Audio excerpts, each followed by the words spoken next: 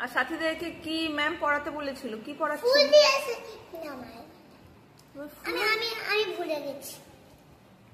তোমাকে কি পড়াতে বলেছিল ম্যাম? তুমি সাথীদেরকে কি দেখাচ্ছিলে? আমি তো দেখলাম ফোনেতে যে তুমি সাথীদেরকে কি পড়াচ্ছ।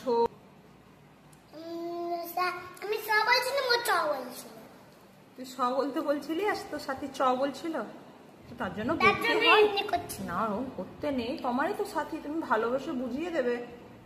তুমি কেন পড়াচ্ছিলে? না তুমি রেগে রেগে বলছিলে, আমি দেখেছি ক্যামেরাতে।